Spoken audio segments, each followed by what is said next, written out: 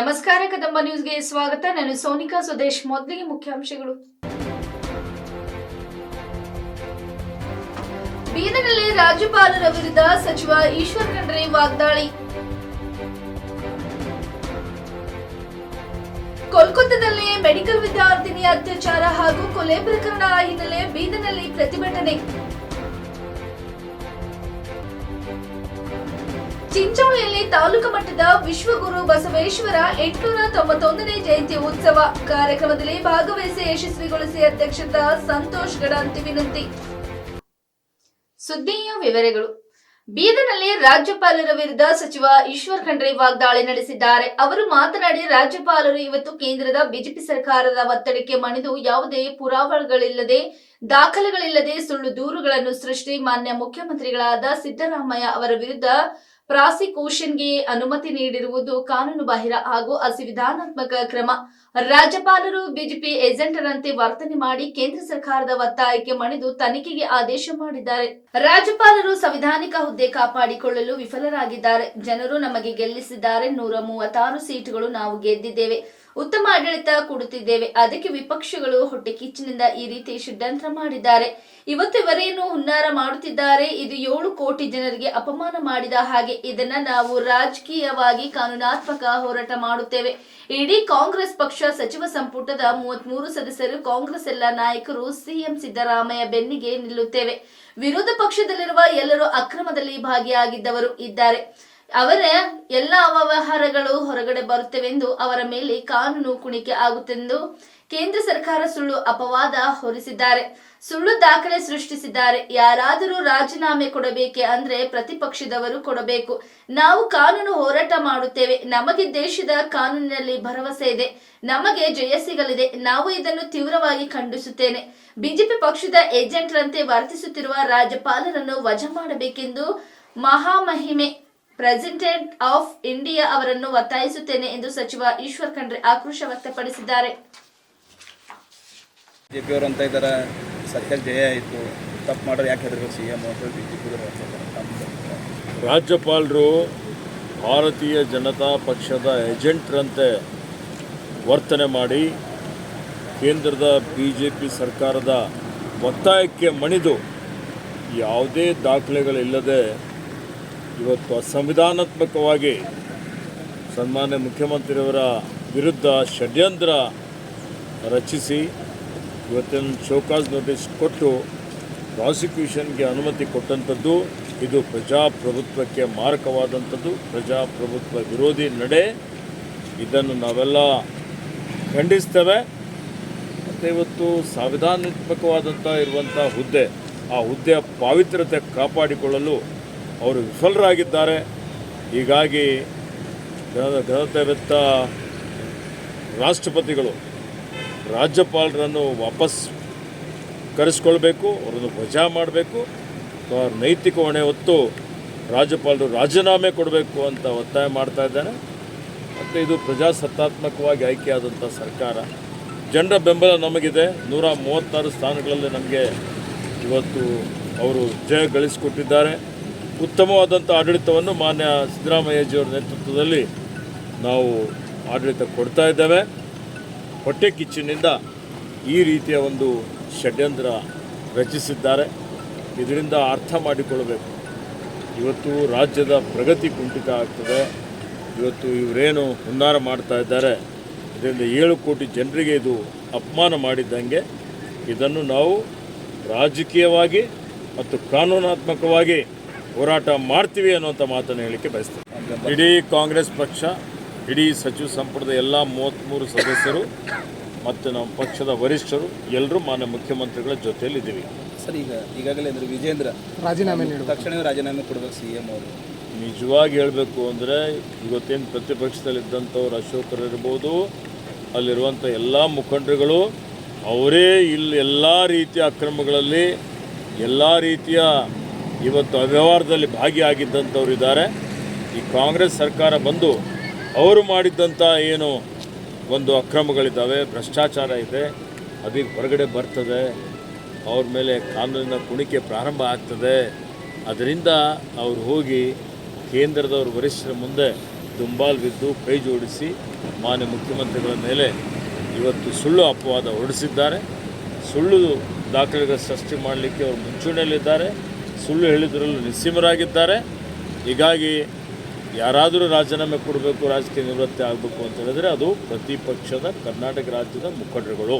ಸರಿ, ಮುಂದಿನ ಹೇಳಿದ್ದೇನೆ, ನಾವು ಒಳ್ಳೆಯ ಆಡಳಿತ ಕೊಡ್ತೀವಿ, ಇದರಿಂದ ಧೃತಿಗೆಡೋದಿಲ್ಲ ಮತ್ತು ಕಾನೂನು ಹೋರಾಟ ಮಾಡ್ತೀವಿ.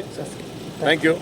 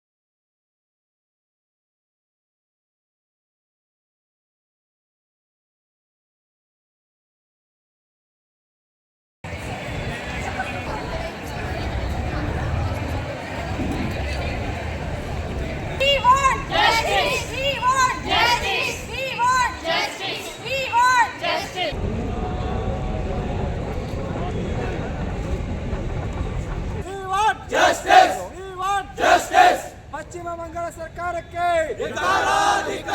ಪಶ್ಚಿಮ ಬಂಗಾಳ ರಾಜ್ಯ ಸರ್ಕಾರಕ್ಕೆ We want justice. We want justice. We want justice.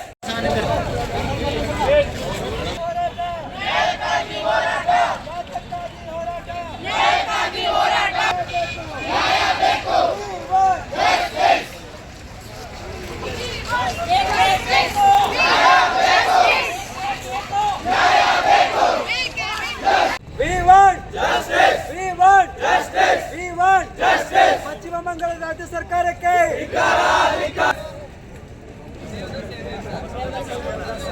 Save the justice. We want justice.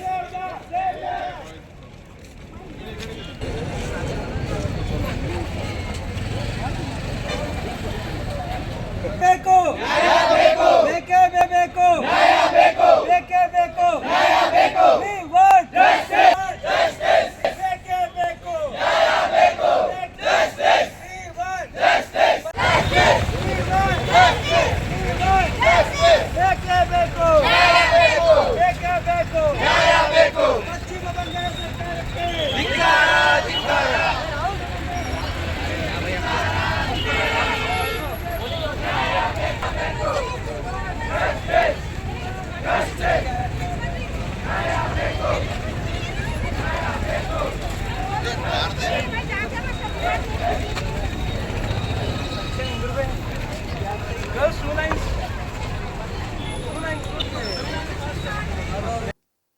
Kalaburagi ಜಿಲ್ಲೆಯ ಚಿಂಚೋಳಿಯಲ್ಲಿ ನಾಳೆ ರವಿವಾರ ತಾಲೂಕಾ ಮಟ್ಟದ ವಿಶ್ವಗುರು ಬಸವೇಶ್ವರ 891ನೇ ಜಯಂತಿ ಉತ್ಸವ ಮತ್ತು ವಿವಿಧ ಕಾರ್ಯಕ್ರಮಗಳಾದ ಧರ್ಮಸಭೆ, ಬೈಕ್ ರ್ಯಾಲಿ, ಬಹಿರಂಗ ಸಭೆ ನಡೆಯಲಿದೆ. ಪ್ರಯುಕ್ತ ಬಸವ ಅಭಿಮಾನಿಗಳು ಮತ್ತು ಸಾರ್ವಜನಿಕರು ಕಾರ್ಯಕ್ರಮದಲ್ಲಿ ಭಾಗವಹಿಸಿ ಯಶಸ್ವಿಗೊಳಿಸಬೇಕೆಂದು ಸಮಿತಿ ಅಧ್ಯಕ್ಷರಾದ ಸಂತೋಷ್ ಗಡಂತಿ ಹೇಳಿದರು. ಚುಂಚೋಳಿ ತಾಲೂಕಾ ಮಟ್ಟದ 891ನೇ ಬಸವ ಜಯಂತ್ಯೋತ್ಸವ ಕಾರ್ಯಕ್ರಮವನ್ನು ನಾಳೆ ದಿನಾಂಕ 18/8/2024ರಂದು ನಮ್ಮ ಚುಂಚೋಳಿಯ ಆರಕೂಡ ಶ್ರೀ ಚನ್ನಬಸವೇಶ್ವರ ಕಲ್ಯಾಣ ಮಂಟಪದಲ್ಲಿ ಬೃಹತ್ ಧರ್ಮಸಭೆಯನ್ನು ಆಯೋಜಿಸಲಾಗಿದೆ. ಅದೇ ರೀತಿಯಾಗಿ ನಾಳೆ ಮಧ್ಯಾಹ್ನ 12 ಗಂಟೆಗೆ ಬಸವೇಶ್ವರ ವೃತ್ತದಲ್ಲಿ ಧ್ವಜಾರೋಹಣ ಹಾಗೂ ಬಸವೇಶ್ವರ ಪುತ್ಥಳಿಗೆ ಮಾಲಾರ್ಪಣೆ ಮಾಡುವ ಮೂಲಕ ಚಾಲನೆ ನೀಡಲಾಗುವುದು. ಅದೇ ರೀತಿಯಾಗಿ ನಮ್ಮ ಯುವ ಮಿತ್ರರೆಲ್ಲರೂ ಸೇರಿ ಬೈಕ್ ರ್ಯಾಲಿ ಮುಖಾಂತರ ಈ ಬಸವೇಶ್ವರ ಜಯಂತ್ಯೋತ್ಸವ ಕಾರ್ಯಕ್ರಮದಲ್ಲಿ ಭಾಗವಹಿಸ್ತಾ ಇದ್ದಾರೆ. ಅದೇ ರೀತಿ ನಮ್ಮ SBH ಬ್ಯಾಂಕ್ ಭವಾನಿ ಮಂದಿರದವರೆಗೂ ಬೈಕ್ ರ್ಯಾಲಿ ಮುಖಾಂತರ ಆಗಮಿಸಿ ಅಲ್ಲಿಂದ ನಮ್ಮ ವಿಶೇಷವಾಗಿ RP ಸೌಂಡ್ ಬೀದರ್ ವತಿಯಿಂದ ಆಯೋಜಿಸಿದ ಒಂದು ಬೃಹತ್ ಮೆರವಣಿಗೆಯನ್ನು ಆಯೋಜಿಸಲಾಗಿದೆ. ಎಲ್ಲ ಬಸವಾಭಿಮಾನಿಗಳು ಹೆಚ್ಚಿನ ಸಂಖ್ಯೆಯಲ್ಲಿ ಭಾಗವಹಿಸ್ತಾ ಇದ್ದಾರೆ. ಅದೇ ರೀತಿಯಾಗಿ ಅಲ್ಲಿನ ಚುಂಚೋಳಿ ನಗರದ ವಿವಿಧ ಬೀದಿಗಳ ಮುಖಾಂತರ ನಮ್ಮ ಹಾರಕೂಡ ಚನ್ನಬಸವೇಶ್ವರ ಕಲ್ಯಾಣ ಮಂಟಪದವರೆಗೂ ಬೃಹತ್ ಮೆರವಣಿಗೆ ಆಗಮಿಸಿ ಅಲ್ಲಿ ಧರ್ಮಸಭೆಯನ್ನು ಆಯೋಜಿಸಲಾಗಿದೆ. ಅದರಲ್ಲಿ ವಿಶೇಷವಾಗಿ ನಮ್ಮ ಬೀದರ್ನ ಖ್ಯಾತ ಸಂಗೀತಗಾರರಾಗಿರ್ತಕ್ಕಂಥ ಕುಮಾರಿ ಶಿವಾನಿ ಹಾಗೂ ಅವರ ತಂಡದವರ ವತಿಯಿಂದ ಸಂಗೀತ ಕಾರ್ಯಕ್ರಮವನ್ನು ಕೂಡ ಆಯೋಜಿಸಲಾಗಿದೆ. ತದನಂತರ ಎಲ್ಲ ನಮ್ಮ ರಾಜಕೀಯ ಮುಖಂಡರು, ಗಣ್ಯರೆಲ್ಲರೂ ಕೂಡ ಬಸವ ಜಯಂತ್ಯೋತ್ಸವ ಕುರಿತು ಮಾತನಾಡಲಿದ್ದಾರೆ. ಅದೇ ರೀತಿಯಾಗಿ ನಮ್ಮ ಎಲ್ಲ ಹರಗುರು ಚರಮೂರ್ತಿಗಳು ಶ್ರೀಗಳ ಆಶೀರ್ವಚನ ಕಾರ್ಯಕ್ರಮ ಕೂಡ ನಾಳೆ ಜರುಗಲಿದೆ. ಹಾಗೂ ಎಲ್ಲ ಕಾರ್ಯಕ್ರಮ ಮುಗಿದ ನಂತರ ಮಹಾಪ್ರಸಾದದ ವ್ಯವಸ್ಥೆ ಕೂಡ ಇರಲಿದೆ. ದಯವಿಟ್ಟು ಚಿಂಚೋಳಿ ತಾಲೂಕಿನ ಎಲ್ಲ ಬಸವಾಭಿಮಾನಿಗಳು ಹೆಚ್ಚಿನ ಸಂಖ್ಯೆಯಲ್ಲಿ ಆಗಮಿಸಿ ತಮ್ಮ 891ನೇ ಜಯಂತ್ಯೋತ್ಸವವನ್ನು ಯಶಸ್ವಿಗೊಳಿಸಬೇಕಂತೇಳಿ ತಮ್ಮಲ್ಲಿ ವಿನಂತಿ ಮಾಡ್ಕೊಳ್ತೀನಿ. ಧನ್ಯವಾದಗಳು.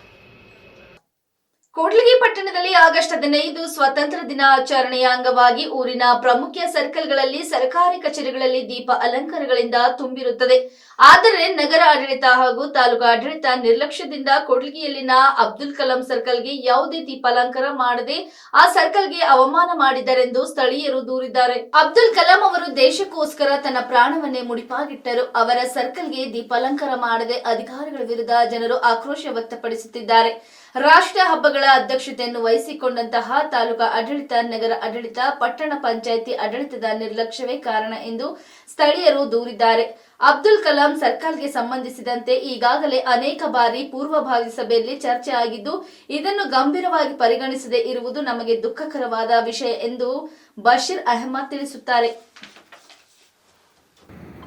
78ನೇ ಸ್ವಾತಂತ್ರ್ಯೋತ್ಸವ ದಿನಾಚರಣೆಯ ದಿನ ಇಡೀ ದೇಶದ 125 ಕೋಟಿ ಜನಸಂಖ್ಯೆ ಇವತ್ತು ಹಬ್ಬದ ವಾತಾವರಣವನ್ನು ಆಚರಣೆ ಮಾಡೋ ಸಂದರ್ಭದಲ್ಲಿ ಕೂಡ್ಲಿಗಿ ತಹಸೀಲ್ದಾರರಿಗೂ ಮತ್ತು ಕೂಡ್ಲಿಗಿ ಪಟ್ಟಣ ಪಂಚಾಯತಿಯ ಮುಖ್ಯಾಧಿಕಾರಿಗಳಿಗೆ ಡಾಕ್ಟರ್ APJ ಅಬ್ದುಲ್ ಕಲಾಂ ವೃತ್ತ ಇದೆ ಅನ್ನೋದು ಗೊತ್ತಾದರೂ ಕೂಡ ಇವತ್ತು ಅವರಿಗೆ ಮಾಡಿರ್ತಕ್ಕಂಥ ಅವಮಾನನ ಕರ್ನಾಟಕ ಮುಸ್ಲಿಂ ಸಂಘ ಖಂಡನೆ ಮಾಡ್ತಾ ಇದೆ. ತಾವು ನೋಡಬಹುದು, ಈ ಒಂದು ವೃತ್ತದಲ್ಲಿ ಬೆಳೆದಿರ್ತಕ್ಕಂಥ ಹುಲ್ಲು, ಕಸ, ಇಲ್ಲಿ ನಿಂತಿರ್ತಕ್ಕಂಥ ನೀರು, ಈ ಎಲ್ಲ ವಾತಾವರಣವನ್ನು ನೋಡಿದರೆ ಇಂಥ ಕಲುಷಿತವಾದಂಥ ವಾತಾವರಣವನ್ನು ನಿರ್ಮಾಣ ಮಾಡಿರ್ತಕ್ಕಂಥ ತಾಲೂಕು ಆಡಳಿತ, ಇದನ್ನು ನೋಡಿದರೆ ಇವರು ಬೇಜವಾಬ್ದಾರಿತನ. ಇವತ್ತು ಕರ್ನಾಟಕದಲ್ಲಿ ಕಾಂಗ್ರೆಸ್ ಆಡಳಿತದಲ್ಲಿ ಇದ್ದರೂ ಕೂಡ, ಸ್ಥಳೀಯವಾಗಿ ಕಾಂಗ್ರೆಸ್ ಶಾಸಕರಿದ್ದರೂ ಕೂಡ, ಶಾಸಕರ ಗಮನಕ್ಕೂ ಕೂಡ ಈ ವಿಷಯವನ್ನು ತೆಗೆದುಕೊಂಡು ಬಂದಿದ್ದೀವಿ. ಸಂಸತ್ ಸದಸ್ಯರು ಕೂಡ ನಮ್ಮವರು ಇದ್ದಾರೆ, ರಾಜ್ಯದ ಮುಖ್ಯಮಂತ್ರಿ ಚುಕ್ಕಾಣಿ ನಮ್ಮವರು ಹಿಡಿದಿದ್ದಾರೆ. ಆದರೂ ಕೂಡ ಈ ಮಹಾನ್ ನಾಯಕನ ಒಬ್ಬ ವೃತ್ತಕ್ಕೆ ಇವತ್ತು ದೀಪ ಅಲಂಕಾರ ಮಾಡದೆ ಅವಮಾನವನ್ನು ಮಾಡಿದ್ದಾರೆ. ಇಡೀ ರಾಷ್ಟ್ರಕ್ಕೆ ಕ್ಷಿಪಣಿಯ ಕ್ರಾಂತಿಕಾರ ಅಂತೇಳಿ ಹೆಸರಾಗಿರ್ತಕ್ಕಂಥ ಡಾಕ್ಟರ್ APJ ಅಬ್ದುಲ್ ಕಲಾಂ ಅವರು ಇವತ್ತು ರಾಷ್ಟ್ರಕ್ಕೆ ಒಬ್ಬ ಮಾದರಿಯಾಗಿರ್ತಕ್ಕಂಥ ಒಬ್ಬ ವಿಜ್ಞಾನಿ. ಪ್ರತಿಯೊಬ್ಬ ಮಕ್ಕಳಲ್ಲಿ ಕೂಡ ವಿಜ್ಞಾನಕ್ಕೆ ಒಂದು ಪ್ರಚೋದನೆಯನ್ನು ನೀಡಿರ್ತಕ್ಕಂಥದ್ದು, ಬುದ್ಧಿವಂತಿಕೆಯನ್ನು ಬೆಳೆಸಿರ್ತಕ್ಕಂಥದ್ದು, ಸಾವಿರಾರು ಲಕ್ಷಾಂತರ ಜನ ಮಕ್ಕಳನ್ನು ವಿಜ್ಞಾನಿಗಳನ್ನಾಗಿ ಮಾಡಲು ಮುಂದಾಗಿರ್ತಕ್ಕಂಥ ಒಬ್ಬ ಮಹಾನ್ ವ್ಯಕ್ತಿ. ಇಂಥ ಮಹಾನ್ ವ್ಯಕ್ತಿಗೆ ಇವತ್ತು ಅವಮಾನ ಆಗಿರ್ತಕ್ಕಂಥದ್ದು. ಇಡೀ ದೇಶದ ಜನ, ಕರ್ನಾಟಕದ ಜನ, ಕನ್ನಡಿಗರು ಇವತ್ತು ಇದರ ಬಗ್ಗೆ ಖಂಡನೆ ಮಾಡ್ತಾ ಇದ್ದಾರೆ. ಜಿಲ್ಲಾಡಳಿತ ಕೂಡಲೇ ಎಚ್ಚೆತ್ತುಕೊಂಡು ಮುಂದಿನ ದಿನಮಾನಗಳಲ್ಲಿ ಇದು ಮರುಕಳಿಸಿದಂತೆ ಈ ತಹಸೀಲ್ದಾರ್ ಮತ್ತು ಮುಖ್ಯಾಧಿಕಾರಿಗಳನ್ನು ಅಮಾನತು ಮಾಡಬೇಕು, ಇಲ್ಲಿಂದ ಬೇರೆ ಕಡೆ ವರ್ಗಾವಣೆ ಕೂಡ ಮಾಡಬೇಕು. ಇದೇನಾದರೂ ಆಗಲಿಲ್ಲ ಅಂತಂದರೆ ನಾವು ಹಗಲಿರಲು ಕೂಡ ಇಲ್ಲಿ ಧರಣಿ ಮಾಡೋದಕ್ಕೆ ಕರ್ನಾಟಕ ಮುಸ್ಲಿಂ ಸಂಘ ಮತ್ತು ಜಾತ್ಯತೀತ ಪಕ್ಷದವರು, ಜಾತ್ಯತೀತ ನಾಯಕರು, ಹೋರಾಟಗಾರರು, ವಿದ್ವಾಂಸರು, ಕವಿಗಳು ಕೂಡ ಇಲ್ಲಿ ಸೇರಬೇಕಾಗ್ತದೆ ಅಂತಕ್ಕಂಥದ್ದು ಎಚ್ಚರಿಕೆಯನ್ನು ನಾನು ಕೊಡ್ತಾ ಇದ್ದೇನೆ. ಈಗಾಗಲೇ ಜಿಲ್ಲಾ ಮಂತ್ರಿಗಳಿಗೆ ಡಾಕ್ಟರ್ APJ ಅಬ್ದುಲ್ ಕಲಾಂ ವೃತ್ತದ ಪಕ್ಕ ಒಂದು ಕ್ಷಿಪಣಿ ತಯಾರಿ ಮಾಡ್ತಕ್ಕಂಥ ಒಂದು ಕ್ಷಿಪಣಿ ಮತ್ತು ಅದರ ಜೊತೆ ಈ ಒಂದು ಹೈಟೆಕ್ ವೃತ್ತವನ್ನು ಮಾಡಬೇಕಂತೇಳಿ ಮನವಿ ಕೂಡ ಸಲ್ಲಿಸಿದ್ದೀವಿ. ಆದರೆ ಅವ್ರಿಗೇನು ಆ ಮನವಿ ಬಗ್ಗೆ ಅವ್ರ ಗಮನದಲ್ಲಿ ಇದೆಯೋ ಇಲ್ಲ ಅಂತಕ್ಕಂಥದ್ದು ಕೂಡ ಇವತ್ತು ಮನಗಾಣಬೇಕಾಗ್ತದೆ. ಅದರಿಂದ ಶಾಸಕರಿಗೆ ಕೂಡ ಈ ಒಂದು ಮನವಿಯನ್ನು ಕೊಟ್ಟಿದ್ದೀವಿ. ಕೂಡಲೇ ಇದು ಈ ವೃತ್ತ ಯಾವುದೇ ಒಂದು ಜಾತಿಗೆ ಸೀಮಿತವಾಗಿರ್ತಕ್ಕಂಥ ಒಬ್ಬ ನಾಯಕಲ್ಲ, ಜಾತ್ಯತೀತ ನಾಯಕ, ಇಡೀ ರಾಷ್ಟ್ರಕ್ಕೆ ಒಬ್ಬ ಮಾದರಿಯಾಗಿರ್ತಕ್ಕಂಥ ನಾಯಕ, ಕ್ಷಿಪಣಿ ಕ್ರಾಂತಿಕಾರ, ಒಬ್ಬ ದೊಡ್ಡ ಮಹಾನ್ ವಿಜ್ಞಾನಿ. ಅದರಿಂದ ಶಾಸಕರು ಕೂಡ ತಮ್ಮ ಅನುದಾನದಲ್ಲಿ ವಿಶೇಷವಾಗಿ ಇದು ಅನುದಾನವನ್ನು ಬಿಡುಗಡೆ ಮಾಡಿ ಈ ಸಮಾಜಕ್ಕೆ ಮತ್ತು ಈ ರಾಜ್ಯಕ್ಕೆ ಮತ್ತು ಈ ದೇಶಕ್ಕೆ ಒಬ್ಬ ಮಾದರಿಯಾಗಿರ್ತಕ್ಕಂಥ ಒಬ್ಬ ವಿಜ್ಞಾನಿಗೆ ಶಾಸಕರು ಕೂಡ ಮಾದರಿ ಆಗಬೇಕು, ಸಂಸತ್ ಸದಸ್ಯರು ಕೂಡ ಮಾದರಿ ಆಗಬೇಕು. ಇವತ್ತು ಇಡೀ ದೇಶದಲ್ಲಿ, ಇವತ್ತು ರಾಜ್ಯದಲ್ಲಿ ಇವತ್ತು ಅಧಿಕಾರಕ್ಕೆ ತಂದಿರ್ತಕ್ಕಂಥದ್ದು ಯಾವ ಸಮುದಾಯದವರು ಈ ಅಂತಕ್ಕಂಥದ್ದು ಕೂಡ ಅವ್ರಿಗೂ ಪರಿಗಣನೆ ಮಾಡ್ಕೊಳ್ಬೇಕು. ಅದರಿಂದ ಈಗ ಸಾಕಷ್ಟು ಸಾರಿ ಇದರ ಬಗ್ಗೆ ಒತ್ತಾಯ ಮಾಡಿದ್ದೀವಿ. ತಾಲೂಕು ಆಡಳಿತ ವಿಫಲ ಆಗಿದೆ, ಜಿಲ್ಲಾಡಳಿತ ಕೂಡ ವಿಫಲ ಆಗಿದೆ.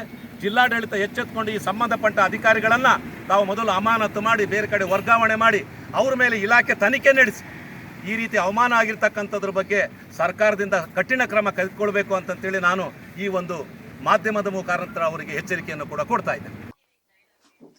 ಪದ್ಮವಿಭೂಷಣ ಡಾಕ್ಟರ್ ವೀರೇಂದರ್ ಹೆಗ್ಡೆ ಹಾಗೂ ಮಾತಶ್ರೀ ಹೇಮಾವತಿ ಅಮ್ಮನವರ ಮಾರ್ಗದರ್ಶನದೊಂದಿಗೆ ಹಾಗೂ ರೈತ ಬಾಂಧವರ ಸಹಕಾರದೊಂದಿಗೆ ಹೆಮ್ಮೆಗೆ ಗ್ರಾಮದ ಗಂಗಾಧರಪ್ಪ ಎಚ್ಸಿ ಅವರ ಸುಮಾರು 5 ಎಕರೆ ಜಮೀನಿನಲ್ಲಿ ತಾಲೂಕಾ ಯೋಜನಾಧಿಕಾರಿ ಹನುಮಂತಪ್ಪ ಅಂಗಡಿ ಕೊಬೆಟೋ ಯಂತ್ರದ ಮೂಲಕ ಭತ್ತ ನಾಟಿಗೆ ಚಾಲನೆ ನೀಡಿ ಮಾತನಾಡಿದರು. ಪರಮ ಪೂಜ್ಯರು ಹಾಗೂ ಮಾತಶ್ರೀ ಅಮ್ಮನವರ ಮಾರ್ಗದರ್ಶನದಲ್ಲಿ ರೈತ ಬಾಂಧವರಿಗೆ ಕಡಿಮೆ ಬಾಡಿಗೆ ದರದಲ್ಲಿ ರೈತ ಸೇವಾ ಕೇಂದ್ರ ಹಾಗೂ ಇತ್ತೀಚಿನ ದಿನಗಳಲ್ಲಿ ಕೃಷಿ ಕೂಲಿ ಕಾರ್ಮಿಕರ ಸಮಸ್ಯೆ ನಿವಾರಣೆ ಮಾಡಲು ಯಂತ್ರ ಶ್ರೀ ಭತ್ತ ಬೇಸಾಯದ ಯೋಜನೆ ತಂದಿರುತ್ತಾರೆ. ಇದರಿಂದ ಕಡಿಮೆ ಖರ್ಚಿನಲ್ಲಿ ಕಡಿಮೆ ಶ್ರಮ, ಕಡಿಮೆ ಸಮಯದ ಉಳಿತಾಯವಾಗಿ ರೈತ ಬಾಂಧವರು ಭತ್ತ ಬೇಸಾಯದಿಂದ ವಿಮುಖರಾಗದೆ ಭತ್ತ ಬೇಸಾಯವನ್ನು ಮುಂದುವರಿಸಿ ತಮ್ಮ ಕುಟುಂಬದ ಆದಾಯ ದ್ವಿಗುಣಗೊಳಿಸಿಕೊಳ್ಳಬಹುದು. ಇದರ ಸೌಲಭ್ಯವನ್ನು ಎಲ್ಲ ರೈತ ಬಾಂಧವರು ಪಡೆದುಕೊಳ್ಳಬೇಕು ಎಂದು ತಿಳಿಸಿದರು. ನಂತರ ಎಚ್ಸಿ ಗಂಗಾಧರಪ್ಪ ಮಾತನಾಡಿ, ಒಬ್ಬ ರೈತ ಸಾವಿರಾರು ಜನರಿಗೆ ಅನ್ನದಾತ, ಉದ್ಯೋಗ ದಾಸನಾಗಿ ತನ್ನ ಸೇವೆಯನ್ನು ದೇಶಕ್ಕೆ ನೀಡುತ್ತಿದ್ದಾರೆ. ಅದರಿಂದಲೇ ಲಾಲ್ ಬಹದ್ದೂರ್ ಶಾಸ್ತ್ರಿಯವರು ಜೈ ಜವಾನ್ ಜೈ ಕಿಸಾನ್ ಎಂದು ತಿಳಿಸಿದರು. ಅಬ್ದುಲ್ ಕಲಾಂ ಅವರು ಜೈ ವಿಜ್ಞಾನ ಎಂದು ತಿಳಿಸಿದರು. ಭತ್ತವನ್ನು ನಾಟಿ ಮಾಡಲು ಹೆಚ್ಚು ಯಂತ್ರೋಪಕರಣಗಳ ಬಳಕೆ ಮಾಡುವುದರಿಂದ ಕೂಲಿ ಕಾರ್ಮಿಕರ ಸಮಸ್ಯೆ ನಿವಾರಣೆ ಮಾಡಬಹುದು. ನಾಟಿಲಿ ಯಂತ್ರೀಕರಣಗೊಳಿಸಿ ನಾಟಿ ಪದ್ಧತಿಯು ಬಹಳ ಸಮಂಜಸವಾಗಿದೆ. ಯಾಂತ್ರೀಕೃತ ಭತ್ತದ ಬೇಸಾಯ ಮಾಡುವುದರಿಂದ ಇಳುವರಿ ಜಾಸ್ತಿ ಆಗುತ್ತದೆ ಎಂದು ತಿಳಿಸಿದರು. ಇದೇ ಸಂದರ್ಭದಲ್ಲಿ ಜಿಲ್ಲಾ ಜನಜಾಗೃತಿ ವೇದಿಕೆಯ ಸದಸ್ಯರಾದ ಕಿರುಗೋಸೂರ್ ಪ್ರಸಾದ್ ನಾಯಕ್, ಕೃಷಿ ಮೇಲ್ವಿಚಾರಕರಾದ ಕುಮಾರ್ ಟಿಆರ್, ನಾಟಿ ಬ್ಯಾಂಕಿನ ಕೃಷಿ ಮೇಲ್ವಿಚಾರಕರಾದ ನವೀನ್, ವಲಯ ಮೇಲ್ವಿಚಾರಕರಾದ ಬಿಕೆ ದ್ರಾಕ್ಷಿಯಾಣಿ, ಸೇವಾ ಪ್ರತಿನಿಧಿ ಚಂದು, ರೈತ ಮುಖಂಡರಾದ ಟಿ ನಾರಾಯಣಗೌಡ್ರು, ಜಿ ಕೆಂಪಯ್ಯ, ಜಗದೀಶ್ ಟಿವಿ, ಉಮೇಶ್, ದೀಪಕ್, ಧನಂಜಯ, ಗೋವಿಂದರಾಜು ಹಾಗೂ ಇನ್ನಿತರರು ರೈತರ ಬಾಂಧವರು ಉಪಸ್ಥಿತರಿದ್ದರು.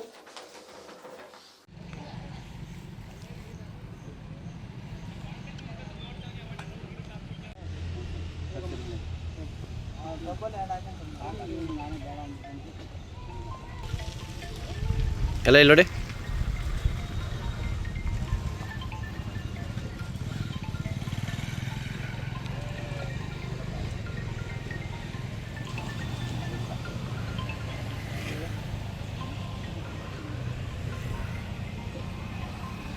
ಏನಪ್ಪಾ ಅಂತಂದ್ರೆ ನಾವು ಏನು ನಮ್ಮ ರೈತರಾಗಿರ್ತಕ್ಕಂಥ ರೈತರ ಭೂಮಿಯನ್ನ ಬರ್ತಾ ಅದು ಹಾಳು ಬೀಳ್ತಾ ಇದೆ. ಆ ಹಾಳು ಬೀಳ್ತಕ್ಕಂಥ ಏನು ಕಾರಣಪ್ಪ ಅಂತಂದ್ರೆ ಅದಕ್ಕೆ ಕೂಲಿ ಆಳುಗಳ ಸಮಸ್ಯೆ.